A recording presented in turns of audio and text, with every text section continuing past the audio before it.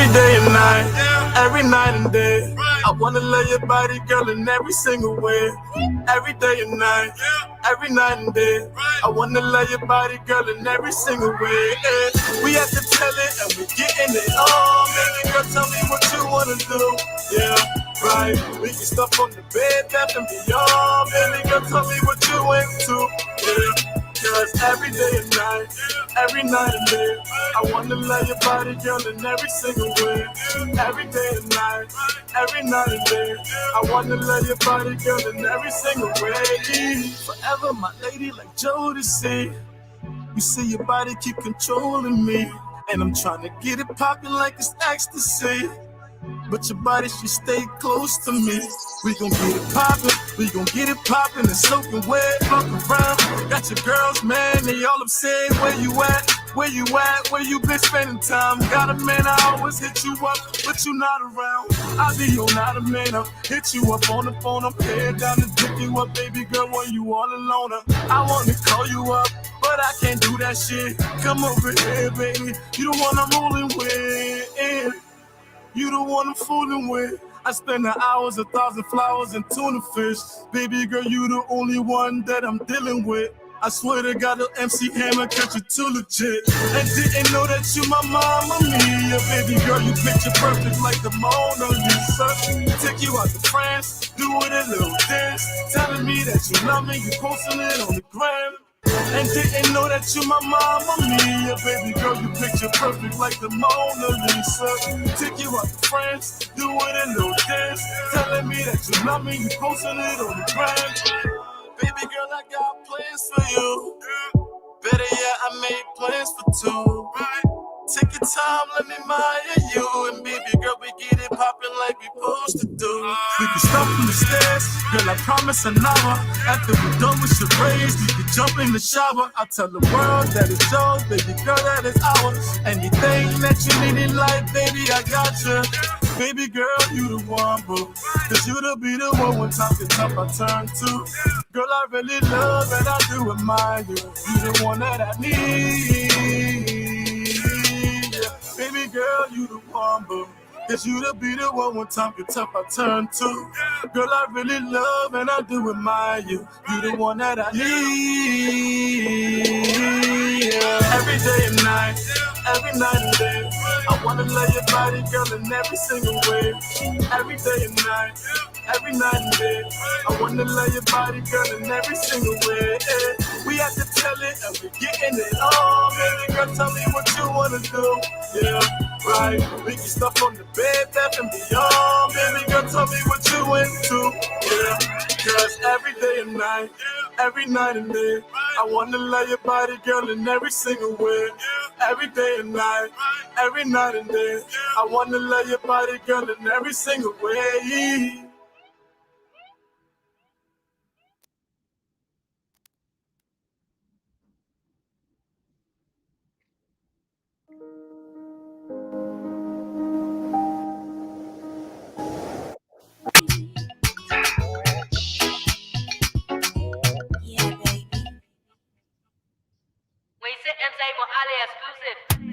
I'm a red game. I'm not allowed to play again, but you, I can't lie to you. You know why? Because I want to spend the rest of my life with you. Won't come in here and take it, pay. You will take it too. You know why? Because my when you look good. See your friend said that I can represent my girl. Will you marry me? Yes, I will. Love and care. Yes, I will. To love and to hold. Yes, I will. Reach up, oh. Not too sure. Will you marry me? Yes, I will. To love and to hold. Yes, I will. Reach up, oh. Not too sure. Want the love, Not wow. too yes, I will marry you. I will come here for you. If you give me a chance, I will cook for you. Now my head, I will carry you. Oh yes, I will marry you. I will come here for you. If you give me a chance, I will cook for you. Now my head, I will carry you. The day you agree to marry me, now that day your story change. Because I will show you love. I will give you care. I will give you kabagi. Treat you get a chicken head. No flowers here we carry around. I will make you really you. Now that's back to you. When you go in by your own neighborhood, when they see you, you respect. Now the only thing they will give you. The only thing you will like. Now they go what you not ask me for. You won't feel your head at nothing. You won't play your news. Where you want to do? You won't go up and touch you. You won't go to places. Don't worry. You already get a mental story. Smile now. You can't fuck me now. You won't kiss me anywhere. Go ahead and kiss me now. They know that I want you. I can make it without you. Don't beat that can't do the things you not do for me. Baby, can't let me play for you. I want that don't say like you. Can buy me all the good goods. Baby, can't let me play for you. I want that don't say like you. Can buy me all the good goods. Rub my body, baby. Kiss me in the public. Anytime you're ready, must say, do I am ready. Rub my body, baby. Kiss me in the public. Anytime you're ready, must say, do I am ready. Will you marry me? Yes, I will. Love and care. Yes, I will. To love and to hold. Yes, I will. Reach up for. Not too sure. Will you marry me? Yes, I will. To love and to hold. Yes, I will.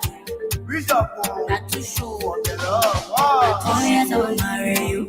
I will pon it for you. If you give me a chance, I will cook for you. Now my head I will carry you. Oh yes, I will marry you. I will pon it for you. If you give me a chance, I will cook for you. Now my head I will carry you. Papa, my baby.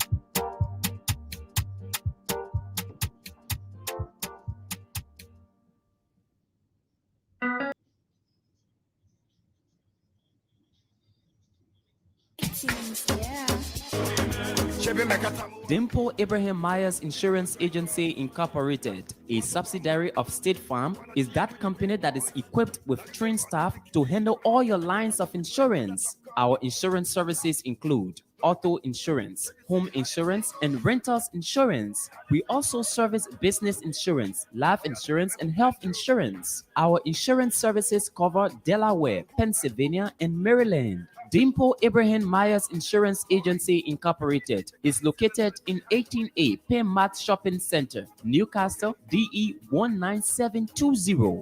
Our offices are open from Monday to Friday, 9 a.m. to 5:30 p.m. and Saturday, 9 a.m. to 4 p.m. For more information, call cell numbers 302-613-0038 or visit our website on www.dimplemakesitsimple.com. Dimple Abraham Myers Insurance Agency Incorporated. We've got all your insurance services covered.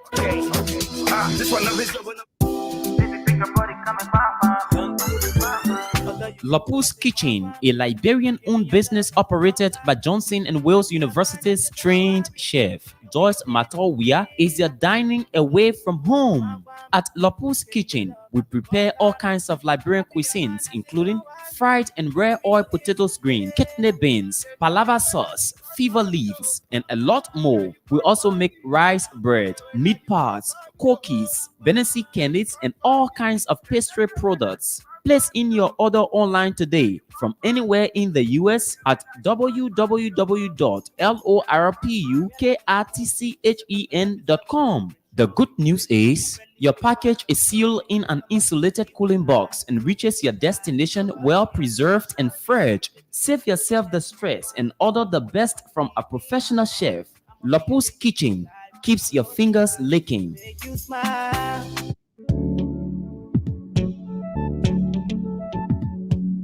We all know the headache we go through sending money to our loved ones, friends, and family in Liberia. High fees, long lines in banks, the usual complaint of the system being down, such a waste of time and energy.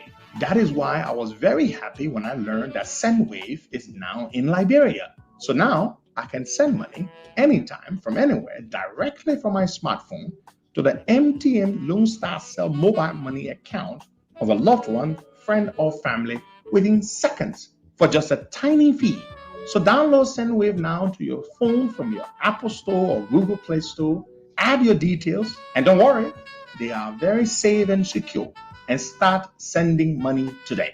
Don't forget to insert the promo code COSTA to get free $5 credit added to your first transfer. SendWave is secure, super fast, and by far the most affordable way to send money to Liberia. I'm Henry P. Costa and a very happy customer. Thank you.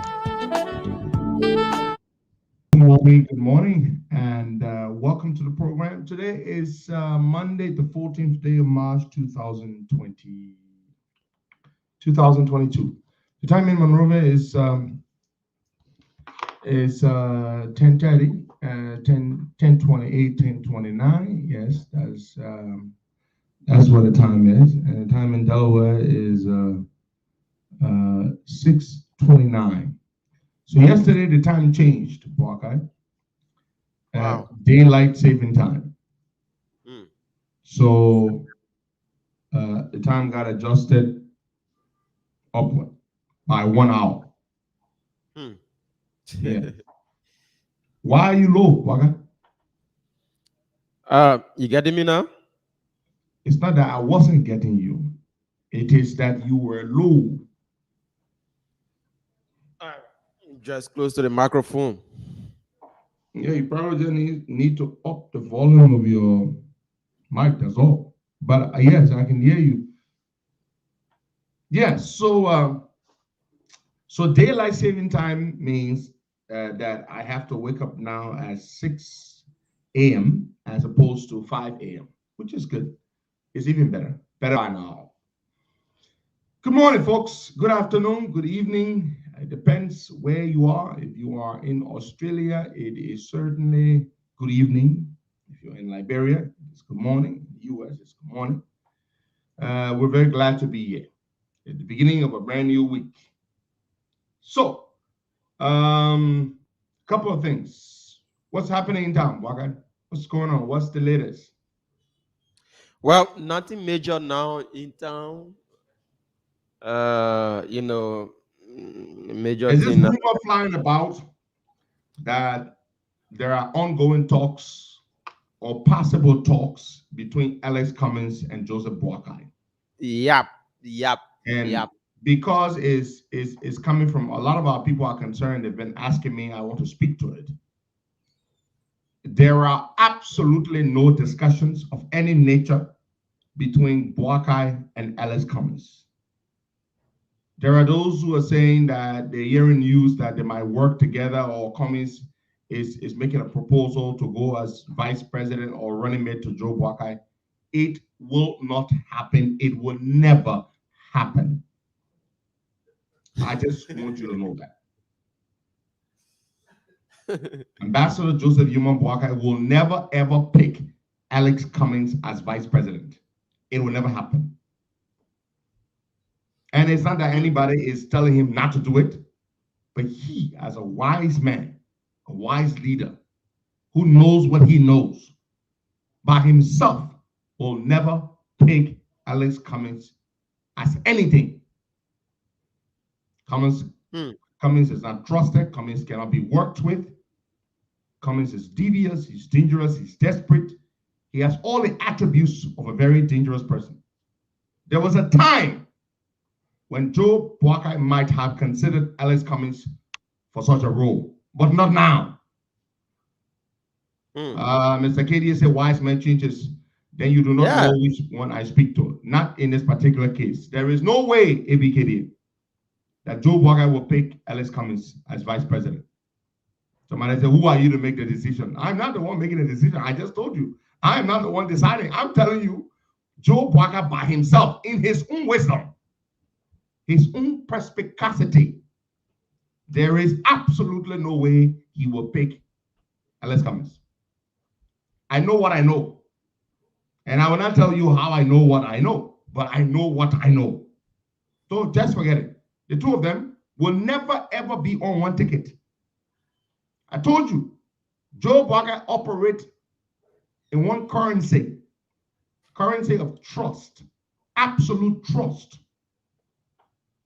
If he doesn't have trust in you, he will never work with you. Period. That's how he is. There is no trust, none whatsoever, between Boakai and Cummings. And Boakai was not the aggressor. Boakai didn't cause any harm to him. Boakai didn't try to destroy him. Boakai didn't try to undermine him. No, it is he who was the aggressor. So, forget it. The Cummings camp is deflated. They've lost it completely. The morale is sapped.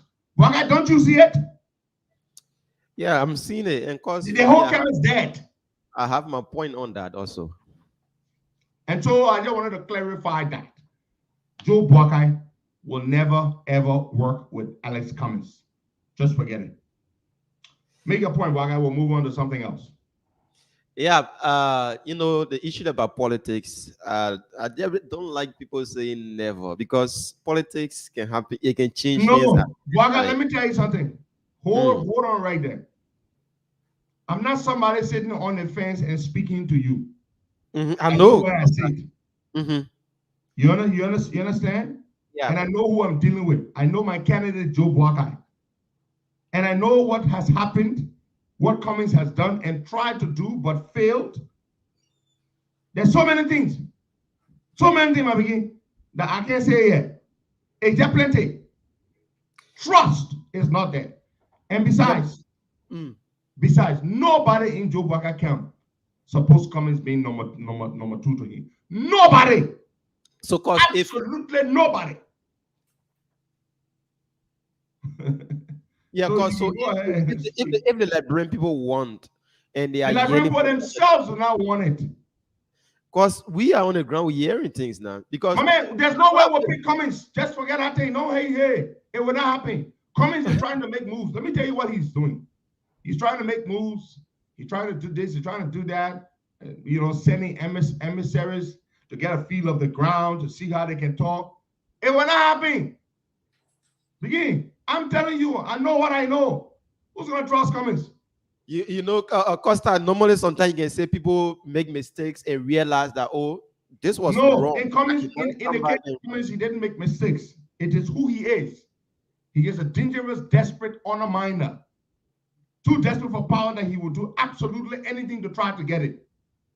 Just forget it. Cummings is not an option. We've moved past Cummings ever since. Why you think we pull out of the CPP? Who are the biggest advocate for UP and ARP to pull out? Who? Yeah. Tell me. We did. We led the campaign. When nobody was talking about pulling out of the CPP, didn't we start the campaign? We led the campaign. You think we're stupid? You didn't know why you think we were talking? When we told them that we'll leave and they were saying we're lying? They didn't know what we knew. Because you play a major role in. We told them that we're gonna leave. Hey, y'all making people, who is Costa? And that can make people leave. I can do that. All we needed to do was to make the case to the Liberian public so they understand why we had to leave, why it was in our best interest to leave. What happened in the end? Didn't the parties leave? Yeah, they did. Because let me just take just 2 minutes. You, Henry Pedro Costa, you have the voice, you have the supporters, you have everybody listening to you, and you can make things work. You can change things at any time. You understand? Being a leader of the Council of Patriots, from the beginning, you call for this collaboration. You call for political party coming together and forming an opposition, which they did previously, and later on they started to fall back at each other, and everything went wrong. Now, my question to you: can you once again, being an advocate and a political commentator, can you take that mantle of authority and say, okay, since we called for this previously, it worked, and some people feel that they could have make it without the other person, but now they have realized that they can make it. Let us come in now as the Council of Patriots to handle things and make things work again. Don't you think you can do that? No, we don't want to do that, and we will not do that. You see, you asked me a question, boy. I told you we don't wish to do that. We don't want to do that. The Council of Patriots knows Ellis Cummings. We don't trust him. We've seen what what Cummings has done to the Council of Patriots itself. Who in the CPP was the biggest enemy of the COP? The ANC and Mr. Cummings. How many statements did they not release accusing us of what? What did the ANC accuse us of? The COP. Yep, supporting. He said?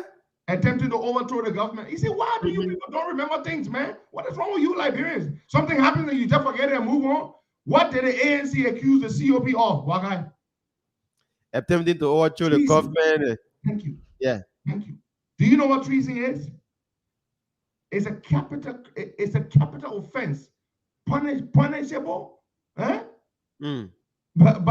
life imprisonment.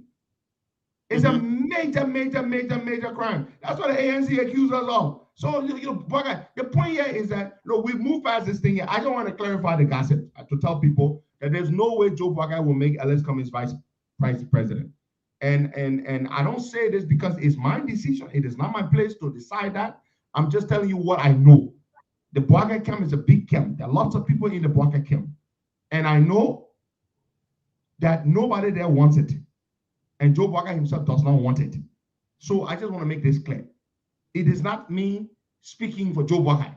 It is me just telling you all where the Bwaga camp stands and the people in the Bwaga camp. Nobody wants Ellis Cummings anywhere near vice presidency. All this work we're doing to make Joe Bwaga president. And you think we're going to make somebody like Cummings vice president so that he takes over after Joe Bwaga and then he does what? Oh, come on. You better leave that thing there. You think we're stupid? Forget that. Nobody wants it anywhere near it. There was a time people thought that was the best thing to do. I'm not going to lie to you. We've said this before. There was a time many people felt that it would have been a good thing had Cummings and Bwaga gotten together to become a ticket. But Mr. Cummings felt he had to be the head.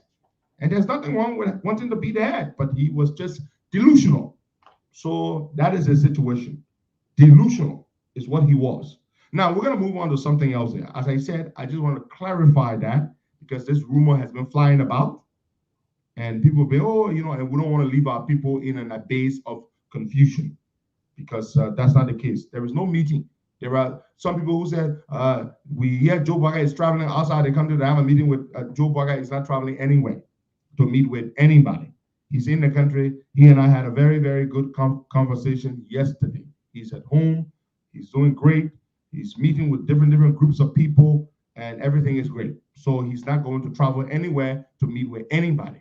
So I just wanted to put that to rest, and we'll move on to something else. There is this ongoing debate in the Liberian legislature involving Edwin Snow and members of the House of Representatives. Yeah. When Edwin Snow was representative, he was named one of Liberia's 5 representatives to the ECOWAS Parliament. Liberia has 5 slots, 5 seats. And these 5 seats are divided between the Senate and the House of Representatives. The Liberian Senate has 2 seats because it's a smaller body with a smaller membership, 30 senators, and the Liberian House of Representatives has 3 seats. 3 plus 2, that's 5. They have 5 representatives of the or 5. They are 5. That's how they fill the 5 seats that Liberia has at the ECOWAS Parliament. So when Snow was representative, he was made one of the 3 representatives, one of the 3 delegates from the Liberian House of Representatives. That's the way they did it. But then Mr. Snow decided that he wanted to move on to run for the Senate. And luckily for him, he won. That seat, which he occupies, still does, which he was elected to in 2020. No, not in 2020. Was it? That seat belongs to the House of Representatives. So there are those in the House of Representatives who are saying, including the Speaker, I'm told, that Edwin Snow should give up their seat. Now, Bwaga, you were once in this house. And because you were in this house, this bedroom was your bedroom. Yeah. But you decided to move out of the house. You're in another house. But you still want to maintain the bedroom that you had when you were in this house.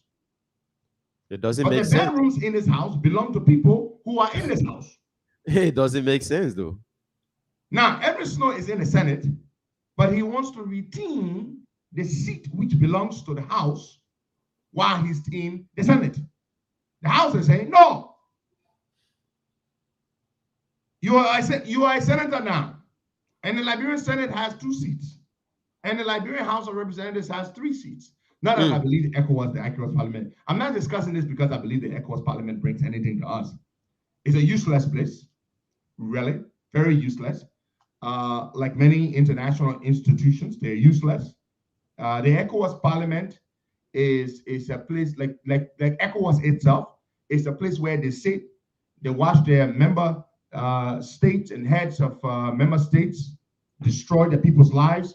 People like For Nasengbe, one of the sons of the late Nasengbe Iyadima of Togo. This guy made his brother disappear. But do you know in Togo, and I went to Togo once, Togo is one of the most militarized countries in West Africa. There are soldiers deployed all over the place, checkpoints everywhere. I drove for hours in Togo and I saw this.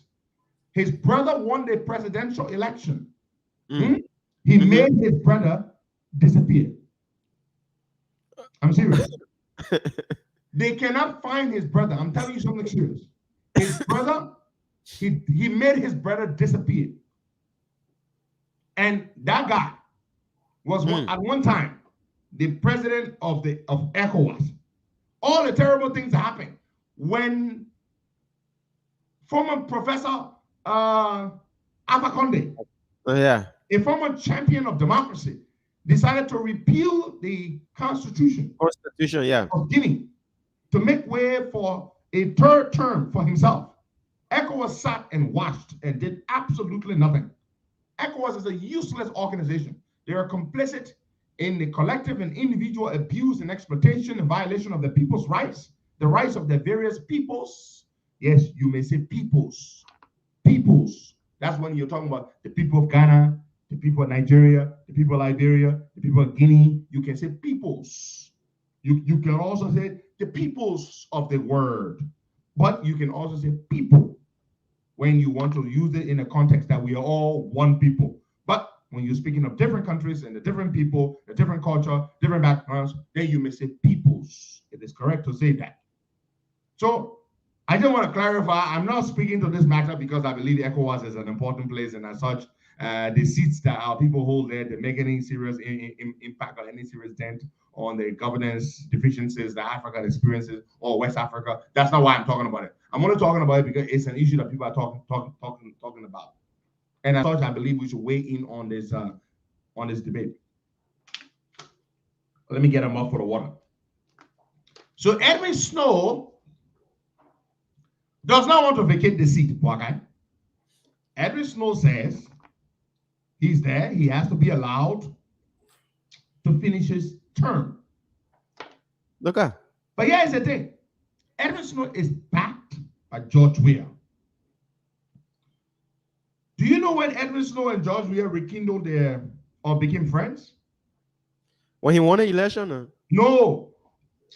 Ha. Hey, you Liberians. No. But no. because that was the election, they made a Ask me when Edwin Snow and George Weah became cool. So when? The months leading up to the June 7th protest 2019.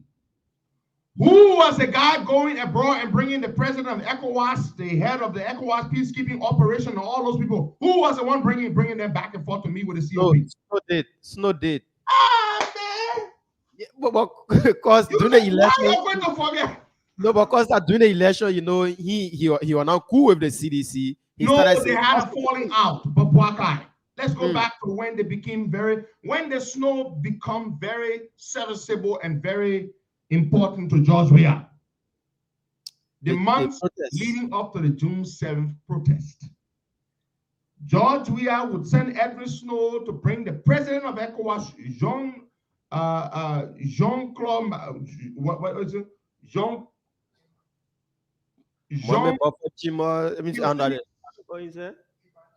Cassie Bro, the president of ECOWAS. Edwin Snow was also going and bringing he brought Dr. Mohammed Ibn Chimbas. Yeah. I remember Snow went to Mohammed Ibn Chimbas and played this and did all kinds of things. They're trying to make me look bad. There was this recording going around when they started it. They sent it to Dr. Mohammed Ibn Chimbas, who's the head of the United Nations for the Sahel and the West Africa region. And that is when Snow got to that point. And we realized that Snow was serviceable and he would use him. But the point I'm trying to make is that we will not remove Edwards because the president has to write ECOWAS and inform them that these are the delegates. I don't know why they set it up that way, but that's how it's set up. That's when Snow and Weah became close again. Yeah, there was a time they used to be cool way back when Snow was at LFA and Weah was playing football, but that's not the time I'm talking about because there was a time their relationship was on a hiatus.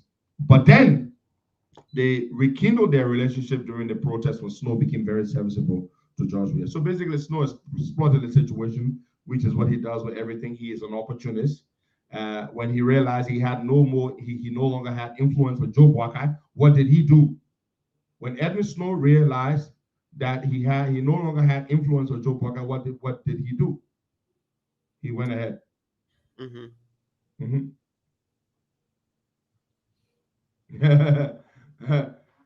And Mr. McDonough Guano, do you really believe what you said, sir? And by the way, I read your writings. You're a very smart man. I like your writings. Not only do you write well, but you make a lot of sense. Mr. McDonough Guano, do you really believe that Pacha, that's his name, right? Pacha. He was defense minister, that he staged a coup against the government. Is that what you really, really believe? Mr. Guano, it is not so, sir. It is not as you have said. That guy did not stage any coup for Iyadima or Nasingbe. He did not. It was faked. It was staged. The coup itself is the one that was staged. He did not stage a coup. It was the coup that was staged. You know? So that guy is a terrible guy. And I went to Togo. They've got checkpoints everywhere, Boakai. Soldiers deployed everywhere. It's a terrible place. So back to the topic that we're discussing. What do you make of this? The thing is simple. Edwin Snow should give up the seat, but I don't want to say to Akaros Gray, you are a seditious, but George Weah does not value as much as he values Edwin Snow because he finds Edwin Snow serviceable and useful. So forget it. You're asking Edwin Snow to step down so that one of you may take the seat. But to do that, Weah is the one who has to write a letter to ECOWAS presenting the replacement. And Weah is not going to write that letter. I'm sorry. Akaras, it's not going to happen because you're not important. Weah does not regard you as being important. All you do, you make noise. You yell around the place. Do you see Edwin Snow yelling? He does not. Edwin Snow knows how to play his game. Edwin Snow is a political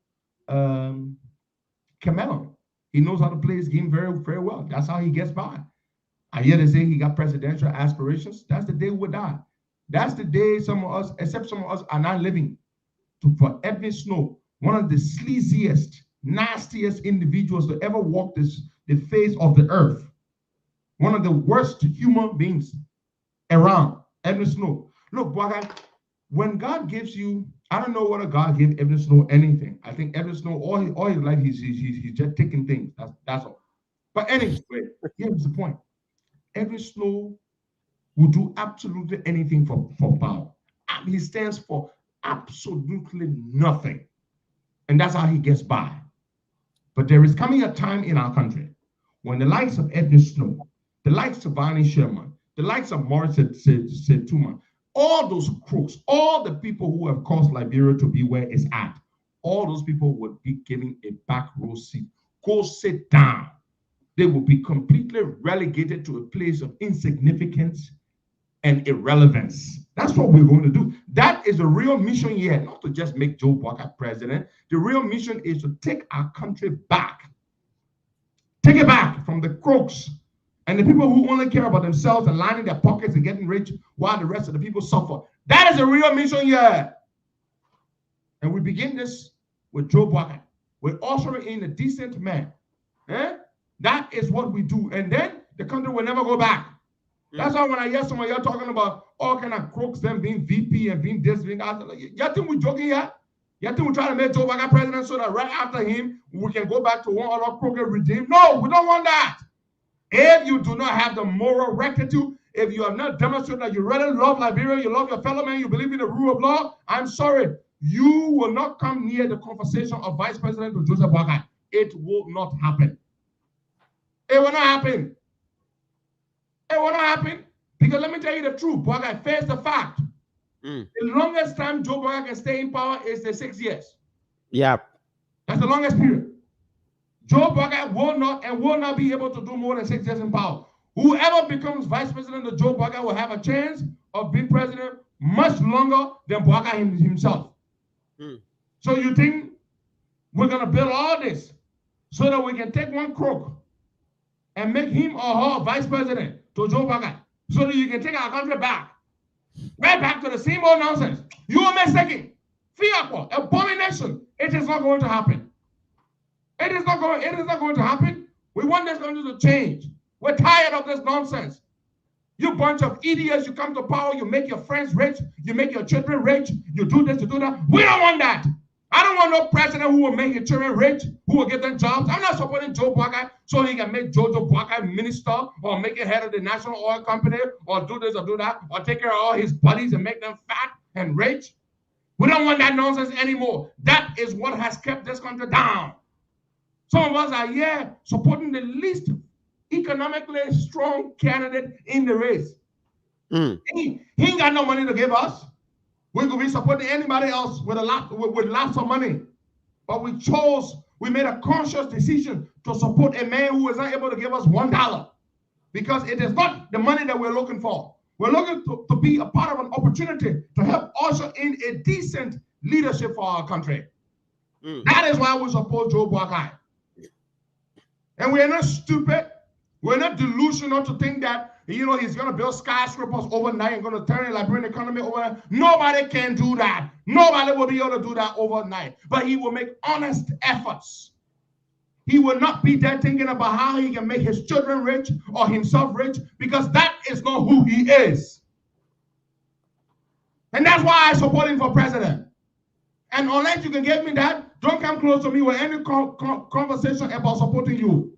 A selfless man who cares about the people, who doesn't care about a personal and aggrandizement, making himself rich. It is not who he is. Anybody who is looking for that, you're not my friend. I am on a different level with this politics thing now. If you don't have a demonstrable character or reputation or track record that this is who you are, that you are a decent person, that you believe in the rule of law, that you believe in the people, and that you are not just seeking. That is where we stand. Whoever is going to be vice president to Joe Boakai is a very key issue. That person will have the chance to be president much longer than Joe Boakai himself, because Joe Boakai will do one term. One term, period. That is all that he's going to be allowed to do. And he has no desire to go beyond that. That person who becomes vice president stands a chance to become president. And you think we're going to go back to the same old nonsense? The same old clique nonsense where you make your friends rich while you give all the resources to the foreigners and your people are poor? We're not going to do that. We're not going to usher in a decent leadership for a period, and then that opportunity is taken away from us by some crook who comes there and wants to make his friends rich and wants to make his children rich, and they want to do that nonsense. We're not going to do that. And I speak, and I say this with the utmost humility as one of the people who will be involved in making the decision as to who becomes the vice president. Because this time around, the vetting process will be done. We're not just going to pick any Tom, Dick, or Harry. It's going to be a vetting process. Nobody's just going to say, oh, I'm the vice president. No, that's not how it's going to be. It's going to be done. And Joe Boakai himself has promised that to us. that it will be transparent, will pick the best possible person. Somebody wants to say best, you think I just competence I'm talking about? To hell with competence. Competence alone is not enough. What is even more important? Integrity, love of country, patriotism. Okay? You can have, I wrote this paper for one of my classes a few months back. And the paper I wrote on the character and competence. Those are the two chief qualities or attributes a leader must have. And I quoted David Gergen. He was advisor to 3 presidents in the White House. And David Gergen said, in this paper that I wrote, a research paper, David Gergen said, if a leader possesses character, but does not have competence, he is a weak leader. Then he also said, and when a leader possesses competence, but does not have character, he is a dangerous leader. You need the combination of both. Competence and character make you a good leader. What is character, Boakai? Character is doing the right thing even when no one is watching. That is a simplistic, universally accepted definition of character. That you know something is right, and that even when no one is watching to give you praise or to cheer you on, you still do it because you believe it is right.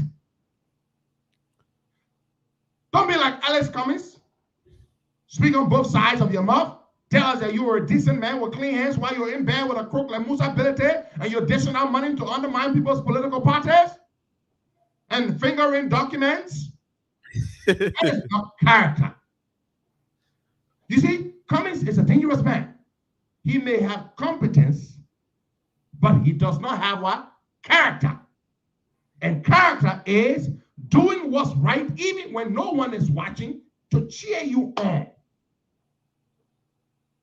Competence and character. Those are the two attributes that make a great leader.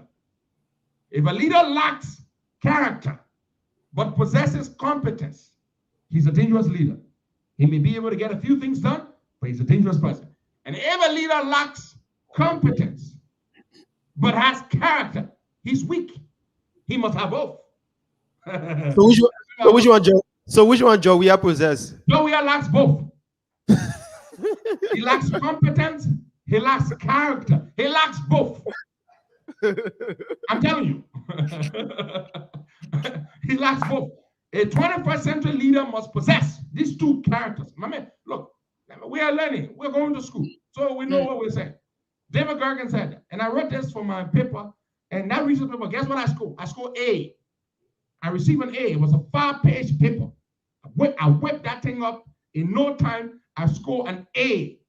I quoted David Gergen. A good leader must possess both competence and character. If he possesses character without competence, he is a weak leader. But if he possesses competence without character, he's a dangerous leader. But the combination of both makes him a 21st century leader. And George Weah, he lacks both. He ain't got competence, he ain't got character. I scored A. It was just A. It was not A plus, it was not A minus, it was just an A. Yes. And I can show you my grade right now. Yeah. We don't just talk. We are learning both. And we know both. It's the one thing we can brag about, our intelligence. Now all we got, we're not rich. We ain't got money. We ain't got this, we ain't got that. But we got brains. That's what we have. Now we're gonna move on to something else here. Okay. Thomas Dona. If you like Thomas Dona, I want you to go and mourn Thomas Dona, because I'm about to unleash a campaign. You know, Boakai, some people are dangerous. This guy, do you know what Thomas Dona did before he became boss of the LRA, Liberia Revenue Authority, Boakai? No. Thomas Dona was the national coordinator for an international organization called CENTAL. Mm-hmm. The acronym CENTAL. CENTAL.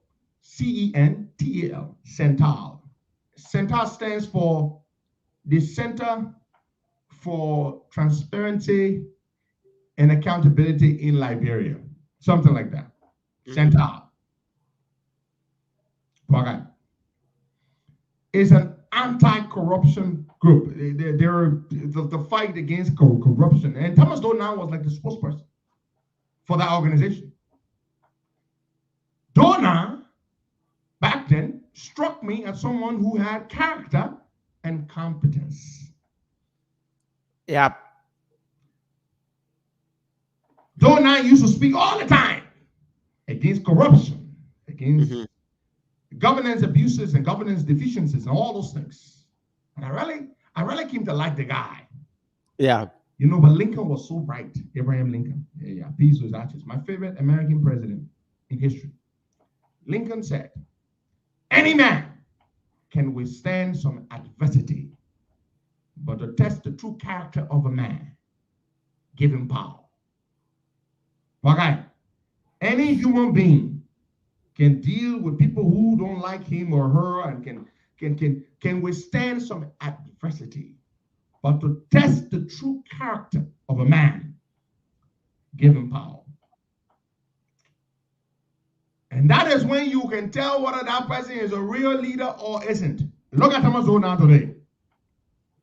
That son of my son is corrupt like hell. To think that for all those years, he beguiled, deceived, tricked, bamboozled the likes of Costa into believing that he was a decent man, only to find out today that he is nothing but a sleazy son of a swine who cares only to line his damn pockets. Now, I'll spare you all the theatrics, all the preliminaries, and go straight to the point. What is it that I'm talking about? There is a company, Boakai. This company is called, they are called Madras Security Printers Incorporated. They are an Indian firm. This company prints stickers. You know those little tiny stickers, all kinds of stickers that they use to put on water bottles, juice bottles, and security stickers. Those little stickers that look like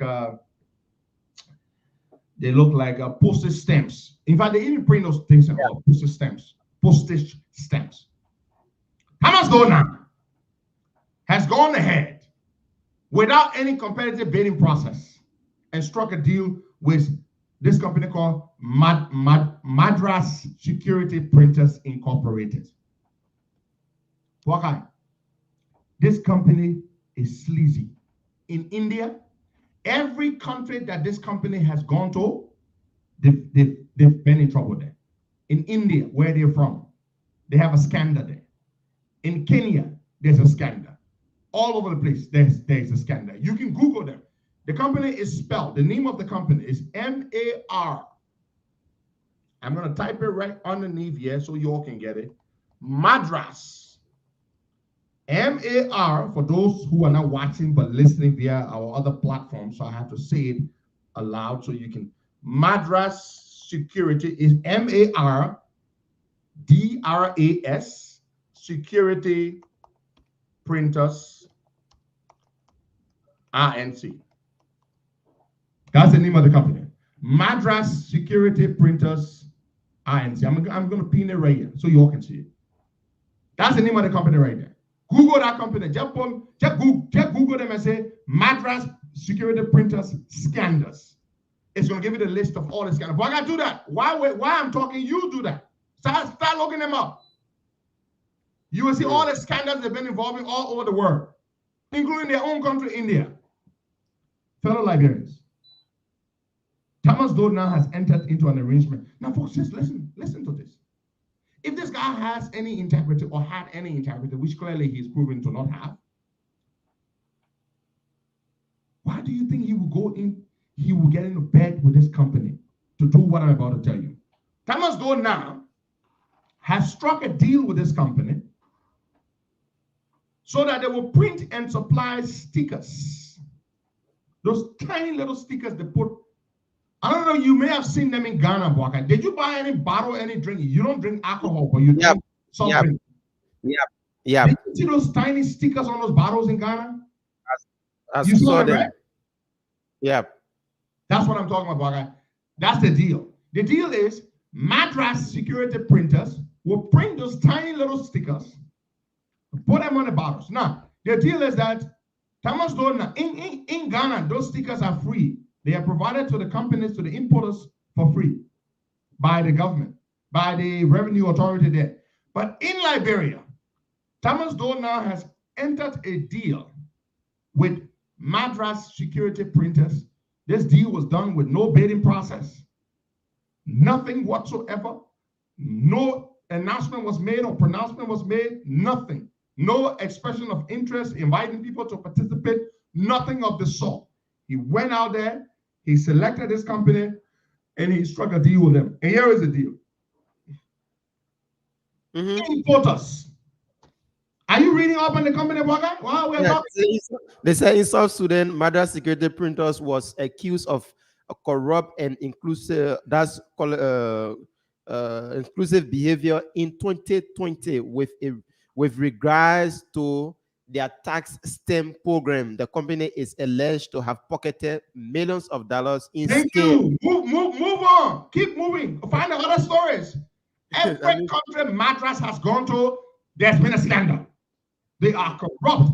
Of all the companies in the world that can do this, Thomas Dona, the former anti-corruption champion, decided to go to the most crooked company there is. And all you need to do, just Google them. This is their name. Madras, Mardras, Madras Security Printers Incorporated.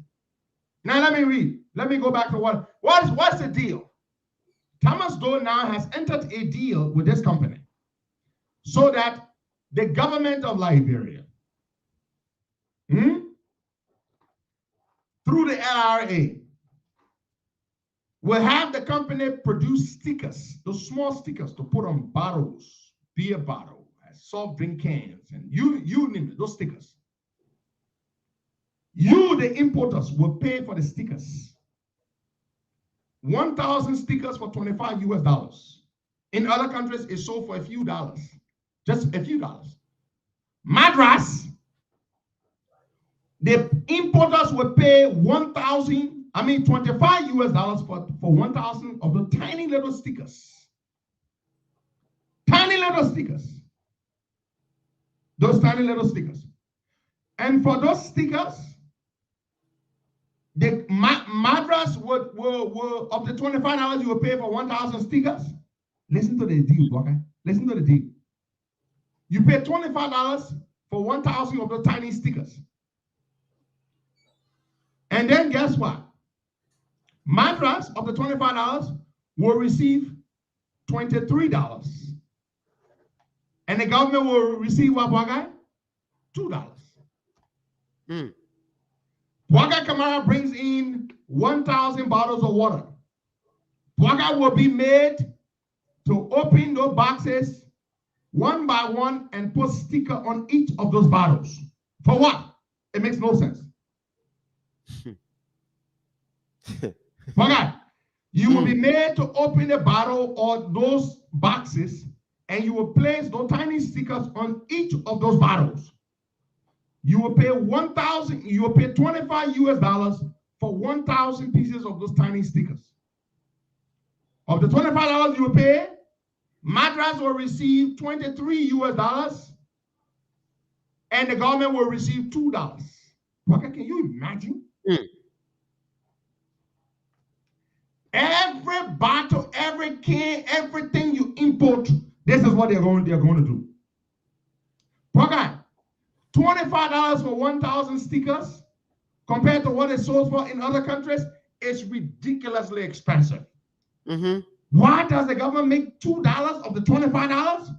Because Thomas Doe now has struck a deal where some of the $23, some of that money is actually going into an escrow account for Thomas Doe now. So he is colluding and conniving with this company to extort money from the Liberian people. Then at the same time, he and this company, they are sharing that the $23 that goes to Madras, Thomas Doe now has a share in it. I don't know how they're splitting it, but I've been told by my sources within the LRA that Thomas Doe now receives some of the $23. Yeah, $2 comes to the government, $23 goes to Madras, but I'm told of the $23 that goes to Madras, Thomas Doe now has a share in it. Okay. Fellow Liberians, brace yourselves for this. Brace yourselves. You will see these little stickers on every bottle, every can, everything. You will see the stickers, and it's 1,000 stickers for $25. 1,000 stickers for $25. You will see those stickers on your bottles, on your cans, and all of those things. And as you buy those stickers, you who are the importers, this is another thing that the importers have to deal with. Say you brought in 1,000 cartons of beer. Guess what you're going to have to do, Bagay? Open it up. You're going to open each of those 1,000 boxes of beer. Yep. Or canned soft drinks, and you're going to put the sticker on each of them. If you import mineral water, as we call it, or bottled water, you're going to have to open that entire container load of the water, and then you buy thousands of the stickers, and you're going to, yes, that's true. Mario Congo, you can remember, I spoke about this months ago. It is happening now. Mario, you're smart. You can remember, I spoke about this months back. It is happening now. Wakai, imagine the headache. If you brought in 1,000 boxes of water or beer or canned soft drink, Wakai, soft drinks, you're going to have to open it one box at a time and put the sticker on each can or each bottle. Now, Wakai, it's not just the extra labor that's going to be required to do that. It's the fact that you're going to have to do repackaging. If you open some of those, the water, for example, they come in those boxes. And some of them come with the plastic seal, covering it, the plastic. Yeah. You're going to have to rip the plastic off. In order to reach every single bottle in that thing, in order to put a sticker on it, What do you mean by what if I get less than 1,000 stickers? What kind of stupid question is that, Daniel Sherman? If you got 1,000 bottles, then you get 1,000 stickers. 1,000 stickers. If you got 10,000 bottles, then you get 10,000 stickers. It's $25. It's $25 for 1,000 stickers. So you can buy way more. I'm not saying that's a limit or the maximum to what you can buy. There's no limit. There's no maximum. There's no limit to what you can buy. There's no floor. There's no ceiling. It depends on the quantity you have. But Kate Cotto Johnson, that's a brilliant question. Why are they making it so difficult to do business in Liberia? That's a brilliant question, sis. This is the deal. You're going to have to buy the stickers. You're going to put these stickers on before you sell it. And you know what they say? They say this is the way to tell them that you pay your taxes. Listen to me, folks. Are you listening to how stupid this sounds? What is the significance of the sticker? Jonah is saying, if you do not have stickers on your bottle or your cans, then that means you did not pay your taxes. That's what Jonah is saying. I'm calling on Senator Darius Dillon. Somebody please contact Senator Dillon. Baga, if you can do so, please do so. We need the Senate to intervene. Let Thomas Doe now go to the Senate and tell us how he selected the most crooked company there is in this industry. Is that the only thing you found on Madras? Baga? There's much more dirt on them on Google. All you need to do is There's some in Kenya. I said they did it in Kenya, South Sudan, India, everywhere they went. This company is sleazy. The rap sheet is as long can be. And this is a company. You're asking a good question. Andrew B.K. Wilson, what is a necessity of those stickers? None, my brother. Thomas Doda is saying the stickers will prove that you pay your taxes. Yeah. That's it. Senator Dillon, sorry for calling you about this time, but Costa want to talk to you because we have the senator on. Senator Dillon will pay fine. He came to America. He said we're going to come to the East Coast. I started trying to prepare and all that kind of thing, and then the senator wanted to go to the senator back in life. Bro, back on saying he had to go back to work. But Senator Dillon, we need your help. Good morning. Morning. Boga, do you know whether the senator can hear me? Senator, are you getting Costa? Boga, yeah, I'm hearing it. Okay, go ahead, Costa. Senator Dillon, we have a problem here. Thomas Dona, the LRA Commissioner General, has secretly, nicodemously entered an arrangement with a company whose rap sheet is right out there on social media and on Google to produce stickers for every bottle and every can. Your constituents, many of whom will be consumers of these products that have to receive these stickers, they are now going to have to pay more, Senator Dillon, for a can of soft drink, for a bottle of beer, for all of these things, even water.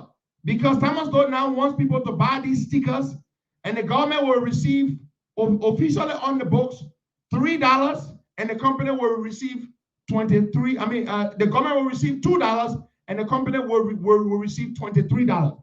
Can you please invite Thomas Dodd now to the Liberian Senate to explain to the Senate how he went about selecting this company, or whether, even if it is true, what was the process and why is he doing this? That's what we want you to do for us. We, your constituents, Senator Dillon.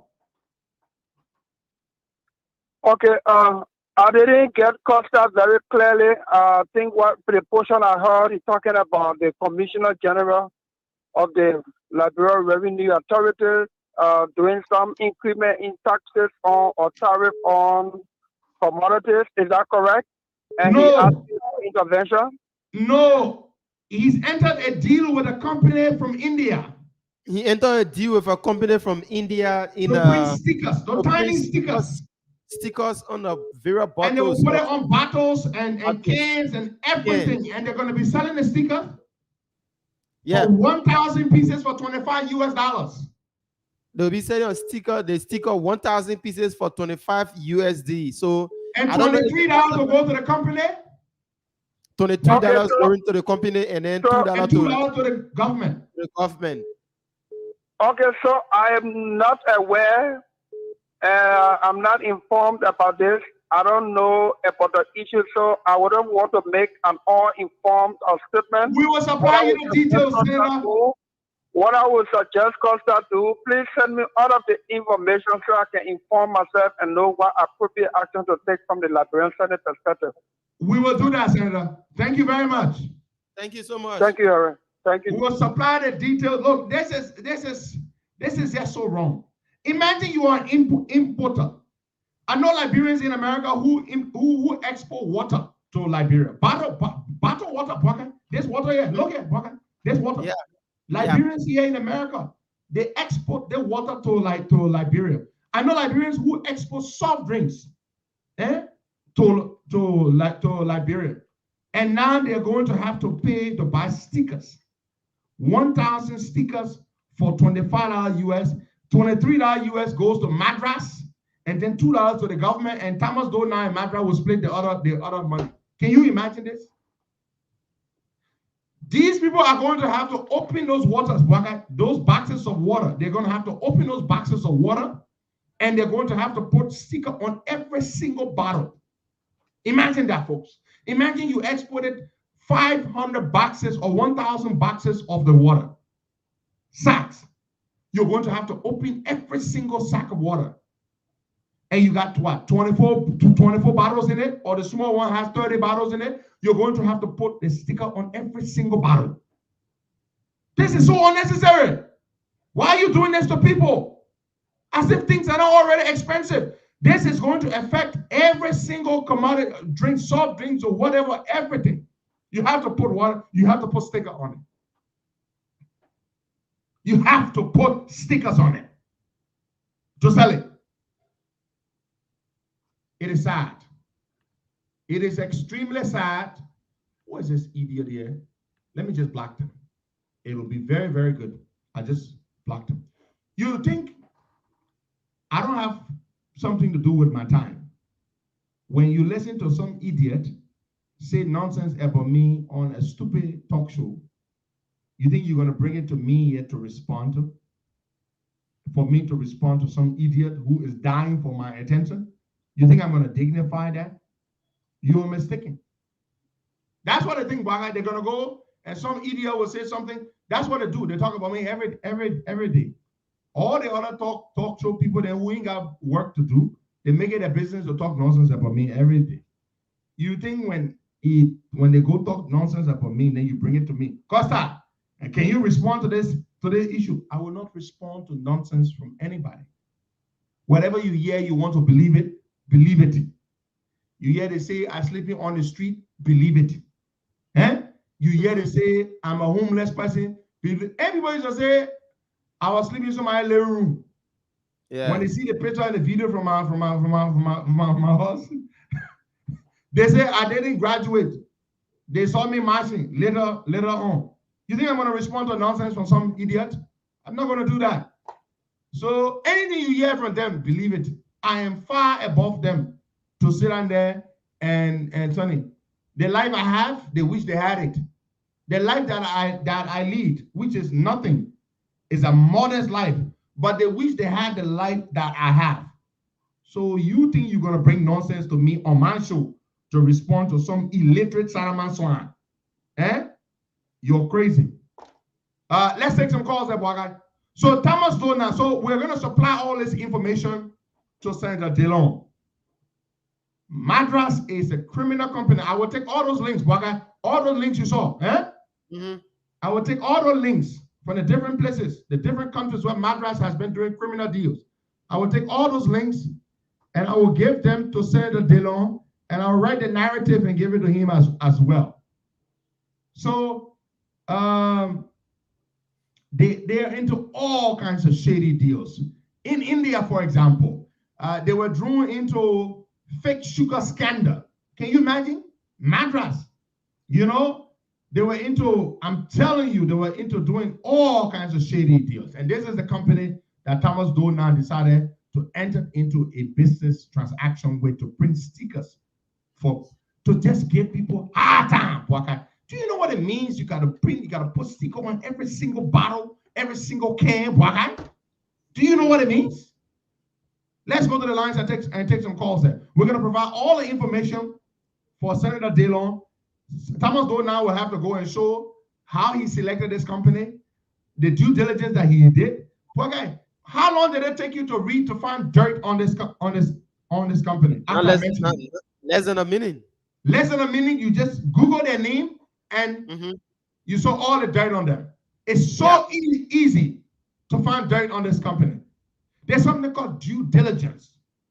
Due diligence. And I like the fact that our people are doing it. Yeah. Somebody here just read it. In South Sudan, Madras Security Printers was accused of corrupt and collusive behavior in 2020 with regard to their tax stamp program. That's it. Their rap sheet is long. And of all the companies that operate within this particular industry, Thomas Dona selected the most crooked one. The most crooked one. Let's go to the lines, Boga. Let's take some calls there.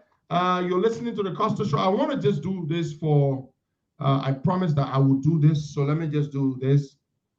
Mother Annette Johnson Brown of the city of Broadville. She passed away in Woodbridge, Virginia, and she will be laid to rest here. She's originally from the city of Broadville, as I said, and she passed away On the 2nd of March, in Arlington, Virginia, the wakekeeping will be on March the 25th at 7 p.m., from 7 p.m. to 10 p.m., and it will take place at the Bethany Lutheran Church, 2501 Beacon Hill Road, Alexandria, Virginia. And the celebration of life service, that's a funeral service, will be held on the 26th, which is the next day, on Saturday, the 26th of March, 2022, from 10 a.m. to 1 p.m. at the Bethany Lutheran Church, Alexandria, Virginia. And the interment, she will be laid to rest at the Pleasant Valley Memorial Park, 8420 Little River Turnpike. That's where she's going to be laid to rest. Mother Annette Johnson Brown, and she's the mother of Haita Brown, the man of God, Haita Brown, and many other. And she's from Broadville. I remember when I went to Broadville, the woman wasn't. I think she was still there. She was in Broadville. Yeah, they were still in Broadville when I went to Broadville many years ago as a boy. And then, of course, they repatriated. They moved to the States. And so she passed away some 2 weeks ago. Yeah, so that's the information there. And Jeremiah Ray Parker sent me this information to announce. I know the family. I know them very, very well. But okay, let's go to the phone lines and take some calls there to just get people to chime in on the conversation that we've had. Government should always try to find ways to alleviate the hardship on these people. But in Liberia, it is the opposite. Our government works to make life miserable for the people. That's what they do. They do everything they can to frustrate the people, to make their lives miserable. It's sad. It is so sad. They're always finding new ways, new ways to make things difficult. Imagine now when you import water, after the deal kicks in, you import soft drinks, you import beer and stuff, you got to hire more people. And when the business people have to hire more people, what do they do with whatever merchandise that they're selling? Yeah, they increase the prices. They increase the prices of those merchandise. That's what they do. Whatever it is they're selling, they will increase the price. If you're going to have to hire more people, or not only hiring more people, repackaging. Do you think, some old man in America, in Philadelphia, who is putting all their water, 300, 400, 500 boxes of water or cartons of water in the container to ship to Liberia, do you think she has the capacity to do repackaging? Well, even if she do, and Costa, it's going to cost money. Yeah, it will cost her money, and she will increase the price. She will increase the price. If the old man got to open now the carton, all the carton of water to put sticker on it, then she put it back in the carton before she can sell it, it's going to cost her money. It's going to cost. Ivan Tumbe, but Ivan Tumbe, and you customs, man. And Ivan Tumbe, that when we had a radio station, they used to run the show on our radio. How they used to call it? They used to call it what was the name of the program? You were the director of radio. Custom Brokers Hour. That's correct. That was the name of their program, Custom Broker Hour, when we had a radio station. Ivan Tumbe, the stickers, I don't know whether they will affect personal drinks, but I know anything you pay anything for, you're going to have to, if you pay, when you bring, I don't know, what do you call personal drinks? Ivan Tumbe? What do you think he's talking about? He's talking about drinks that you bring in for yourself? I don't know whether, you are the customs expert here, Ivan. You've been doing this thing for a long time. Repackaging will cost, will definitely, there will be losses. Okay, when you have to repackage stuff. There have been increase in flour and alcohol price. Yeah, the flour is 44 USD. 44 USD for a bag of flour. A 50-pound bag or 100-pound bag? Is that? I mean, we gotta know what the size of the bag is. That's so what was it before and what is it now? It was 33, but now it's 44. From $33. Yeah, to 44. You know what that means, right? The bread size is going to. That bread we used to buy, I love it, and I miss that bread. There's nothing like it. You can find it here. Japanese pillow, as we used to call it. Yeah. How much is it today in Liberia? It's still 100, but you know they have a little decrease now. So the size is smaller in size now. You're not looking at the size. One time we were going like, where was it, Broville? We boiled with a sardine on the road. You and just in the car. You know my favorite way I like it? I like it with you make the little sandwich thingy and the sardine, the onions, and you put a mayo in it, and you just slice that big bread and just put that thing inside, my man, with some cool soft drink, preferably a cool bottle of Fanta. Oh my begin, you can't beat the experience. The Japanese pillow? Yeah. But you know, Baga, there was a time when that bread used to be, do you know what was the original price for a long time? Baga, if you really know that bread, what was the original price of that bread for a long time? Let me ask you people. I'm not the smaller one, the big one, the biggest one, because they got several sizes. The Japanese pillow, as we used to call it. What was the price for a long time, Baga? It was 40. 40. No, somebody say, when I used to live in Broville, back then when I was a young boy, 15 years ago, no, about 20 years ago, 15, 16, 17 years ago. No, it was $20. Roland Davis, you got it. That was the price for a long time. Yes, you all got it. Jonathan Debitano, that was the price. Enoch Tamba, that was the price of the Japanese pillow. I remember when my late mom, when I used to live with my uncle Jeremiah Walker, and she would come once in a while to visit, because you know my mom said, the common people say when you carry your child somewhere to live, you don't come to see them every day. So my mom only used to come once in a while to see me. Whenever my mom used to go to see me on La Carrie campus, no, I've heard talk about the thing is called Japanese pillow. Some people used to call it the Egyptian pillow, but the popular name was the Japanese pillow. When my mother would come, which was very seldom that she would go to visit, as my mother come, you know why is a lover in her hand? That the bread. That was one of the fondest, that is still one of the fondest memories I have of my late mother. When my mother would go visit to see me, when I used to stay with Jeremiah Walker, peace to his ashes, my mom would bring that bread. It was $20, Bogart. The fresh one picking from Douala Market, Japanese pillow. Picking, you open that bread, you slice it open, it's fluffy on the inside when it's fresh. I don't like it when it's stale. I like it when it's fresh. When you open that bread, you know another way to like to eat it? When we're kids, there's another way we used to eat it. You just open the bread, you put some fresh rare palm oil. The Congo man is a raw palm oil. You put some fresh country oil in our bread. Can you imagine? Some people like, try it.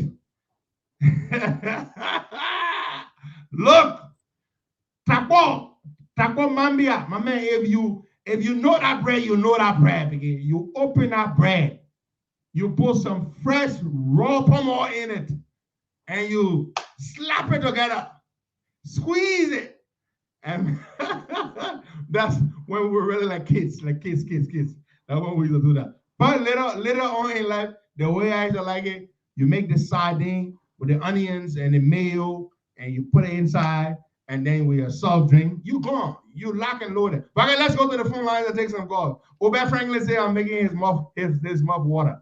But some people used to call it Egyptian pillow, but we used to call it Japanese pillow.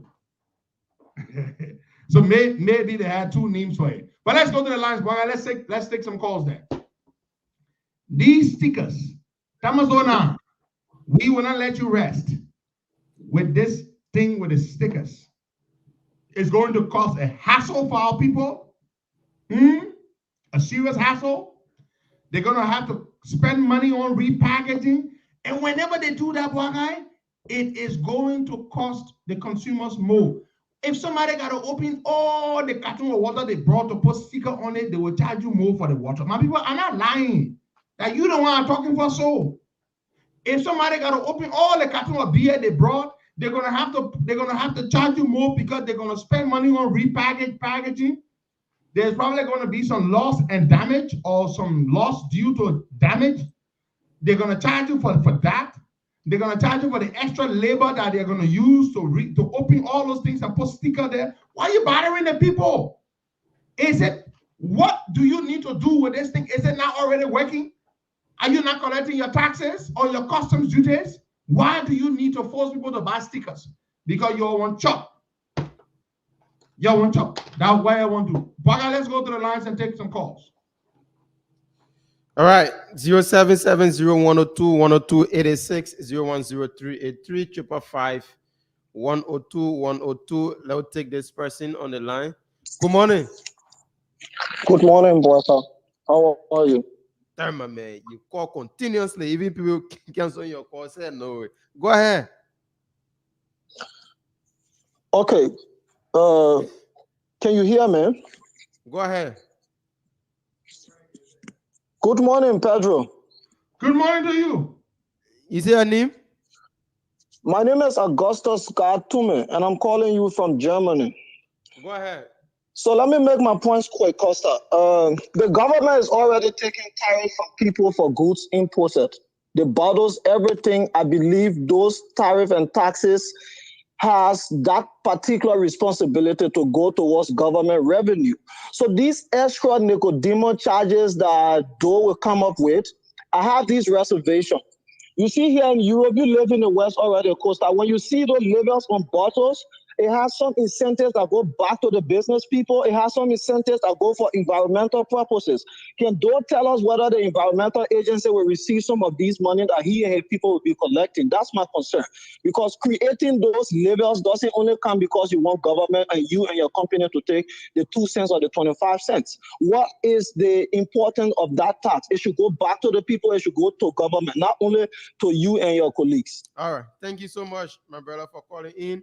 That's a good question to ask Thomas Do now. Let's take some more calls. Yeah, so keep your calls coming in 077010210 886010383. The WhatsApp number is on +231 888 So we still anticipate your calls. That's a very good question.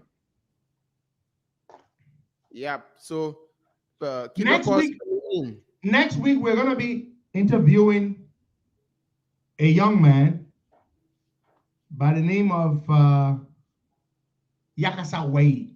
I like his name. I really do. Yakasa Wade. He's a son of Nimba County originally, but of course he's an American citizen, lives in Minnesota, and he is a council member. He was elected. He's the first black man to have been elected to the council there, Yakasa Wei. I spoke to Brother Wei yesterday. He's running for the assembly there for the, let me just say a little bit about him. So this is Yakasa Wei. He's going to be our guest next week, Tuesday. He was born in Liberia, as I told you. He grew up in North Minneapolis and finished high school in St. Francis, Minnesota. As a first-generation immigrant while growing up in the state of Minnesota, he learned at an early stage in his life the value of hard work. And it was through hard work and determination, I must add, that Yakasa Wei became a first-generation college graduate, both at Hamline University, and now he's currently pursuing his PhD at the University of Minnesota. So a little bit about his political endeavors. He was elected. Hold on. Let me put his election. So Yakasa Wei is a member of the council of Falcon Heights, Minnesota. He represents that council as one of their council members. I believe he was elected to that council sometime last year, I think. Was it? No, it wasn't last year. It must have been 2 years ago. So he now wants to run, he is running for a seat in the Minnesota State Assembly, if that's what they call it. He officially took his seat, he took office in January 2020 as a member, an elected member of the Falcon Heights City Council. He's a very, very bright young man, brilliant. He is married with a family, a beautiful family, and he's moving up the ladder. So we're going to be speaking with him on Tuesday of next week on the show about, just to do a profile of him, why he's running, why he ran in the first place, and what he looks to accomplish if and when, God willing, when, not if, he wins the seat. And we are rooting for him. Yakasa Way. I like his name. And I like the young man himself. Brilliant. Bwaga, let's take a few more calls there if we do. Oh! Okay, we've got what, 15 more minutes ago, eh? You know, when I saw 7:44 just now, my time, because before we moved up by 1 hour, thanks to daylight saving time, we used to wrap up by 7 a.m. my time. So when I saw 7:44, I said, don't tell me we've been here for almost another 1 hour. Yeah, but that's not what happened. So Brother Yakasawe will be our guest next week, Tuesday. And we'll also be speaking with we will also be interviewing a number of other Black candidates running for elective office in Minnesota. Throughout the weeks and months to come, leading up to the elections. And Brother Yakasawe is the first on the list, and we're collaborating with ASA to do this, and they're helping arrange these candidates who are also very passionate, and they've been helping in the fight against COVID and encouraging people to get vaccinated. And ASA has been leading point on this. We at the Costa Show are collaborating with ASA on a campaign that has been launched. It was launched this month, actually. So you're going to be hearing us hosting panel discussions with experts and public health experts. We're going to be discussing a whole number of things regarding the benefits of getting vaccinated, encouraging people to go and take their vaccine, and continue to be vigilant on what one needs to do to avoid catching COVID and stuff like that. So that campaign will begin sometime before the end of this week. Maybe by midweek, we will begin playing the ads, and we'll be putting jingles out there and the flyers and stuff for the ASA campaign that we're involved with. So I just want to say, to be honest, I'm gladder that I can now get up at 6 a.m. as opposed to 5 a.m. It's even much better than waking up at 2 a.m. or 3 a.m., which is what it used to be for several years.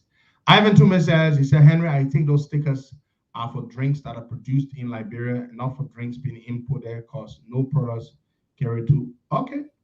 Ivan Tume, just wait. You say you think. You of all people should know, because you were at one time the president of the Liberian Custom Brokers Association. So you are the one who are in the industry that deals with people who import. So you should know. But I'm not surprised that you do not know. Perhaps Thomas Dona is waiting for you guys. By the time that he's ready to slam you with his new policy, then that's when you're going to have to go talk to your people, because that's what, he's about to do that. So it's not just going to be for drinks that are produced in the country. It's going to be for drinks that are imported as well. So every bottle is going to have a sticker on it. And he says this is to demonstrate that that person actually paid their customs duties. I mean, this is ridiculous. So it's not just how much do you produce in Liberia? You don't produce much in Liberia. Yeah. I mean, Monroe Brewers, and then the other people, the the local distilleries. But does Nakam still distill liquor? Sure. Nakam Distillery. So you've got those local distilleries. And for those of you who do not know what a distillery is a factory that produces liquor, that distills liquor, that makes liquor. So we've got several local distilleries in the country, and we got a brewery, beer factory, as we call it. We just call it that, but it's not beer factory. It's Monrovia Brewers. So they're all going to be buying the stickers, from what I'm told. So the stickers are not just going to be for those who are importing, but it's also going to be for those who are locally producing. Yeah, and the people who make water, bottled water in the country, they're all going to be doing that.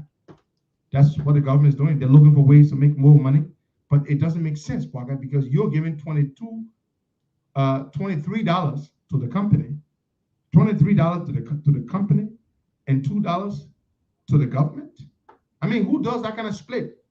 Who does that? Who does that? You give $23 to this company, and if you must really do this, do you have to use the most crooked company there is in this business? Because what they are saying is that it will help to distinguish the real drinks on the market from the fake one. So those that will be. Who told you that? Somebody text me saying that it will help to distinguish the real drinks. Who does somebody? You gotta call the name. Where do they work? Does that make sense to you? Can a freaking sticker tell you what is fake or what is real? La sedition. Okay, no, it says stupidation. Can a freaking tiny little sticker tell you what's what? so the sticker has the ability to detect fake from real. So even if for instance producing drinks here, or I'm importing drinks and I'm import a fake one, and I go to the LRA and buy the stickers, so it means to tell me it doesn't make sense. It does not make sense, Parker. That's not the reason. They don't care about. There are lots of fake things that come in the country, especially medication. One of the biggest problems we have in the country is something we need to look at, Parker. Fake medicines, fake tablets, fake pills. A lot of the tablets you buy, those medications, they're fake. And fake medicine is a big problem, Boakai. Not just in Africa. It kills a lot of people, Boakai. Makes people sicker. You take a second of fake medicine, you think it's, and Boakai, the thing is simple. We even got fake liquor. There are lots of fake liquor in the country. Supposedly expensive liquor. I mean, you've got Heineken. No, not Heineken. Maybe not Heineken. No, certainly not Heineken. But you got fake, what I meant to say, Hennessy. Boakai. Fake drinking, but you don't drink, so you don't know. But I'm telling you, a lot of fake liquor.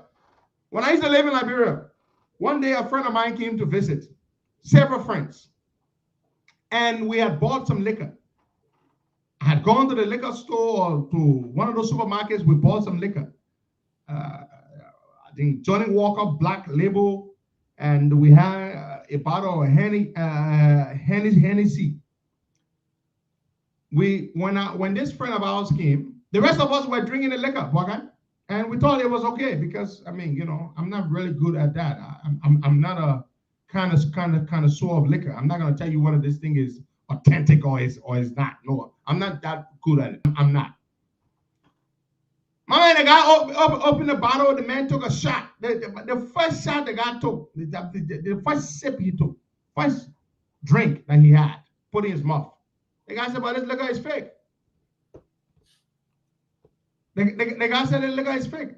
I'm like, "My man, we bought this thing in the supermarket." He said, "Yes, but it's fake still." He said, "Go to this place." My man, we bought another bottle from someplace else. And that guy made me, I tasted them both and I could tell the difference. Okay? It should not be a very difficult thing to stop the imports of fake liquor imports or fake medication imports. This is my idea for it. Ask me what to do to stop it. It may not make sense, but this is my idea. Hennessy. Where does it come from? Hennessy, is it not made in France? I believe it's made in France. Okay. Why should I, as a government, allow Bouaga Camara to bring one container full of Hennessy from Nigeria or from Guinea? If your bill of lading, if your original documents, your shipping documents, don't indicate that that Hennessy was bought from the country where it was produced, where we know it to be produced, and you bring it from someone in Babati country, we will not accept it. Why should I let you bring? Because I know you will not bring fake Hennessy from France or from Germany or from Australia, but you go bring fake Hennessy. You go bring Hennessy from Nigeria, we will not accept it. You bring soft drink from Ghana, I'm sorry, we will not accept it. I'm serious, because we don't have a good quality control mechanism in place. We are supposed to have something called a standards lab. This is a laboratory with trained people who are able to test products that are brought, consumable products, to determine whether these products are authentic or not. It's called a standards lab to maintain standards and quality. We don't have that. And the Ministry of Commerce should run that lab. I don't know whether they have one. If they do, I can tell you for a fact that it is not up to standard. For Bouakai, if you come, you ship one container load of Hennessy from Nigeria, Peking, we'll waste it right to the port. I'm sorry, but I announce it to the people. If you do not bring Hennessy from France or from Germany or from this country, we will not accept it. Why must I let you import paracetamol, chloroquine, aspirin from Nigeria? Baka, please answer me. Why must I let you import chloroquine or paracetamol or ACT, artemisinin combination therapy? It's a therapy to treat malaria. They don't use chloroquine anymore to treat malaria. Why must I let you bring it from Nigeria or from Ghana? No. No, Baka. If that chloroquine or that paracetamol or that aspirin is not either generic, because India is the world's largest producer of generic drugs. Should I explain to you all what generic means? For you who don't know, generic drugs are just as good as the brand drugs. When I say generic, what it means is that, take for example, Pfizer developed this particular drug, and they call it osmosis, for example. That's the name of the drug. And they have a patent, 17 years, that they are the only ones who hold the intellectual property right to this particular formula for this drug called osmosis. The patent expires after 17 years. Other companies can now use their formula to produce that exact same drug called osmosis. But brother, listen, at that point, that drug is a generic brand. It doesn't mean Pfizer is still not producing that particular drug called osmosis. But what it now means that any other company may produce that same drug using the exact same formula. It will have the exact same effect, but it's cheaper. It's way cheaper because it is not produced by Pfizer. It is instead produced by a company in India. So that's the difference between generic drugs and brand drugs. Brand, B-R-A-N-D. Brand drugs means what that phrase brand, a brand drug is a drug that is produced by the company that originally developed that drug. That is a brand drug. It's very expensive. Let me give an example. A brand drug may cost, say for example, your monthly supply of it may cost $2,000. But a company in India may produce that exact same drug, but the generic version for $50. Okay. Yeah. So most of the HIV drugs you see they bring to Liberia, for example, most of the HIV drugs are not brand drugs. They are generic drugs from India. India makes lots of drugs. India has the world's largest. They have the world's largest capacity of generic drug manufacturing. India does. They got one factory in India, which is the single largest generic drug manufacturing in the world. Okay. You make your medicine, after 17 years, when your patent expires, that factory starts to produce it. But guess what? It still works the same way, guy. It still works the same way. It is the same formula, but it is not produced by the company that originally discovered it and brought it to market. That's what I mean by generic. If they didn't have generic, but guess what? The company that is now producing the generic version has to still get a license from the company that originally produced it. Yes, that's the way it works. You gotta get a license from me because it is still I don't know whether they still do that, but I think I think so or I think not. I'm not too sure, but that's what a generic drug is. But let me tell you this, Bogart. Let me just tell you this. And we'll close on this. There's an American billionaire called Mark Cuban. Mark Cuban. He's a billionaire. He's the owner of the basketball team, the Dallas Mavericks. Mark Cuban recently did something that's gotten a lot of people happy. One of the biggest problems in this country, in the United States, is the cost of medication. The pharmaceutical industry is one of the most ruthless industries in the world. And they are one of the most profitable industries in the world as well. They do what they call unethical pricing. These people exorbitantly price their medications. If I ask you, what do you think is the most expensive medication in the world? What do you think the price is? I will give you, make 3 guesses. Go ahead. The most expensive medication in the world. Well, what do you think the price? No, not the name, just the price. Okay, let me take like 1,000 or 100 or 150. The most expensive medication in the world is called Zolgensma.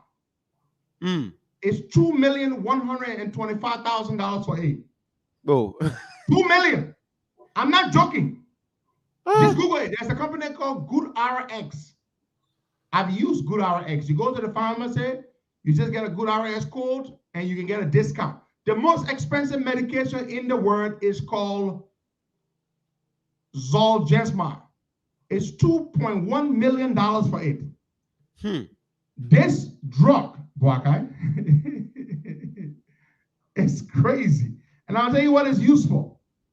Now, the second most expensive medication in the world is called Zokinvy.